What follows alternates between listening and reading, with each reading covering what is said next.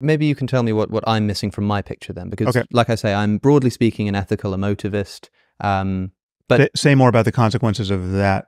What does that mean? and I'm not sort of, I don't know, I always like to be a little bit agnostic about these things, you know, open to change and all that, but I'm broadly attracted to this view that when we make ethical statements or pronouncements, we're essentially just expressing emotions at each other. And so when I say that murder is wrong, I'm sort of expressing some kind of distaste, or I'm expressing something akin to saying, don't do that, which is just like a command. It doesn't have any truth value. It's not even subjectively true or false. It's just like a command or an expression. And so if that's the case, then this sort of ethical talk is completely different to the picture that you're painting. And so No, not really. I can translate some of that into the picture I'm painting, because again, it sounds like to say that it's just a statement about the way we feel or might feel. Well, it's not. To be clear, it's not a statement about how we feel. It is the expression of the feeling. So the mistake that's often made with the motivism is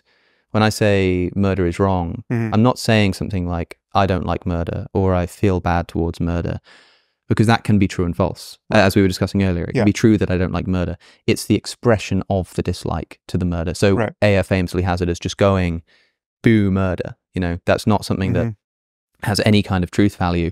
And well, boo doesn't, but you're granting that it is possible to not like murder, and that could be an objective state of a subjective system. Yeah, that's no problem at all. Yeah, sure. Okay. And so I find myself in a world where I put my hand on a hot stove, and when I do, I go, I don't like that.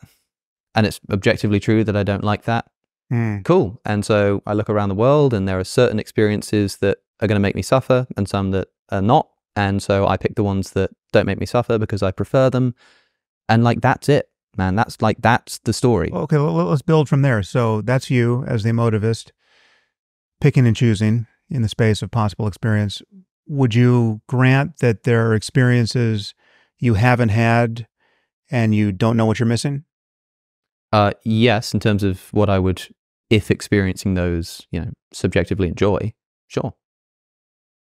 Right. So, and it might be, there are circumstances where, or there are experiences that are available to people and, you know, other conscious minds, but they're not available to you given how you are, right? So you might not have the talent required to get there, or the genes required to get you there. Or absolutely, yeah, no problem with that. Okay, so the landscape of possible experience extends what you currently know or even can know, right? And that's true of every person like you. And then now we're saying boo at each other in that context.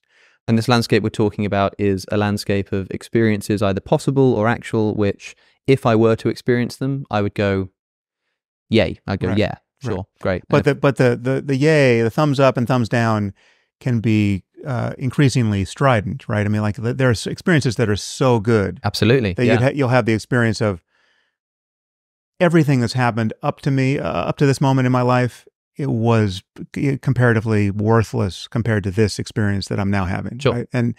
And obviously the opposite is the case.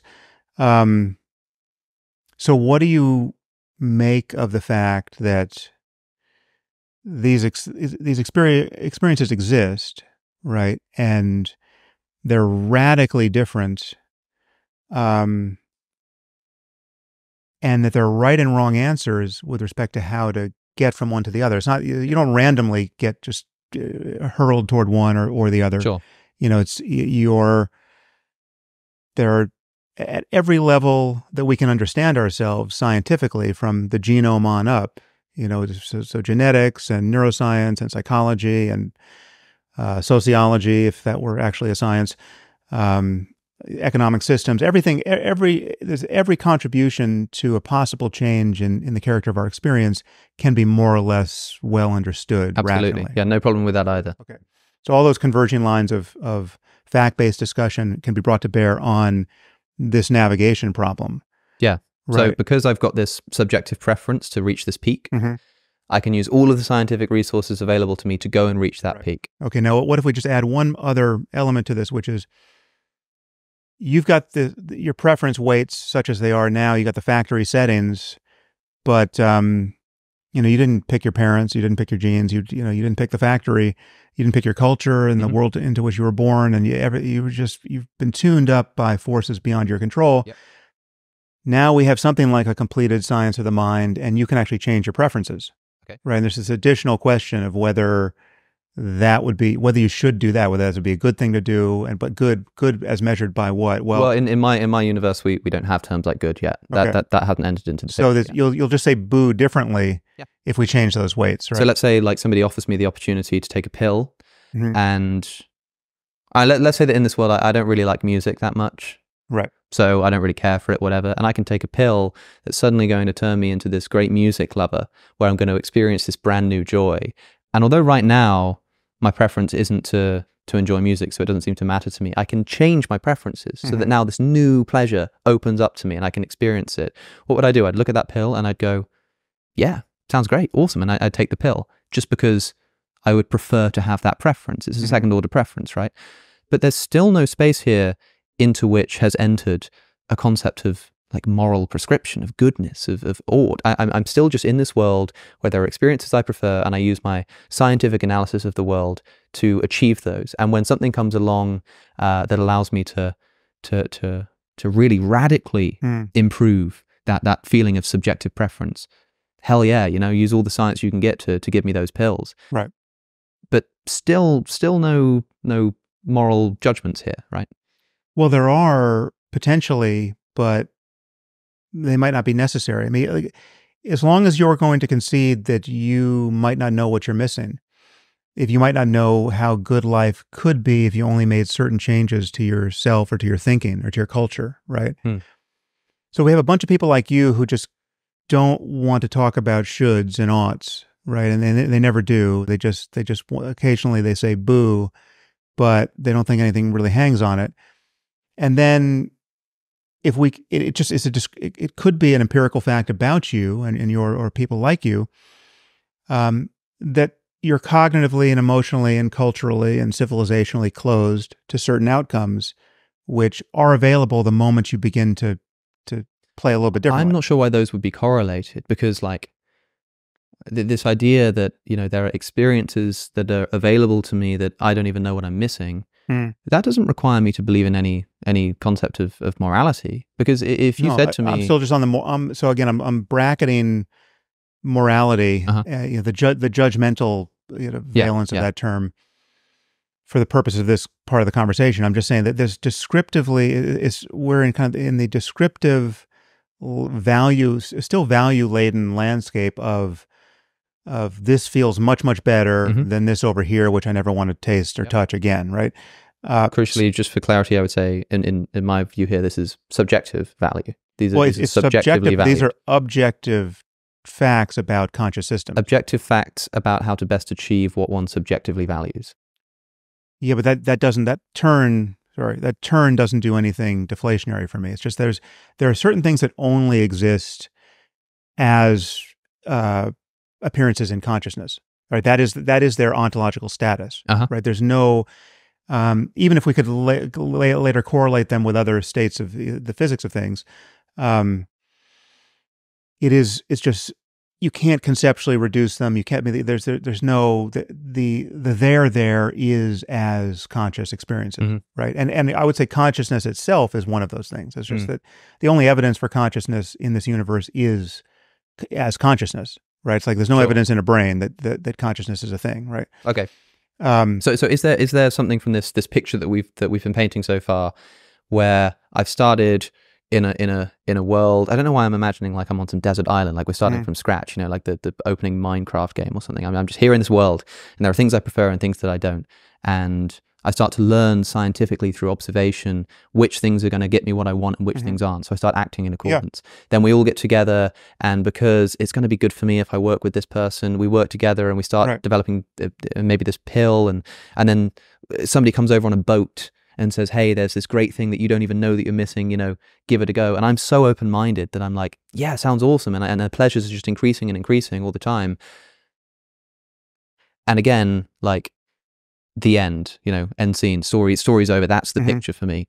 Right. What, because if it is the case that there are in fact moral values in the world, like there is this thing called objective moral truth. The picture I've just painted, as far as I can see, doesn't contain it. So Well, I think what's it does. wrong about that picture? Where's it gone wrong? No, the more we fill in the blank spots in that picture, the more I think we get everything we could conceivably want by any talk about right and wrong, good and evil. So I mean, just give yourself a desert island and maybe add another person. So you're Adam and Eve, right? And you're building the world anew, and then the question is again, there's just two of you.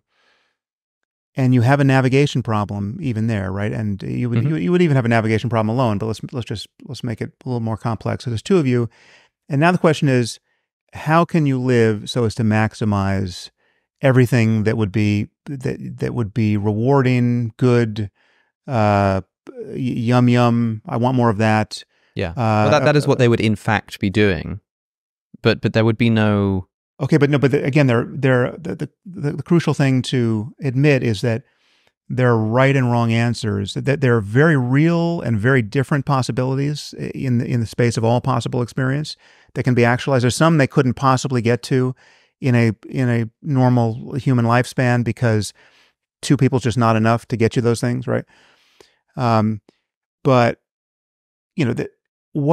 there's a range of right and more wrong answers open to them as to how to maximize what I'm calling their well-being, right? And the first answer is, they could both pick up large rocks and start smashing each other in the face, right? Now that would be a bad answer to this. It's a possible answer. It will give them some immediate feedback as to what life is like when you do that.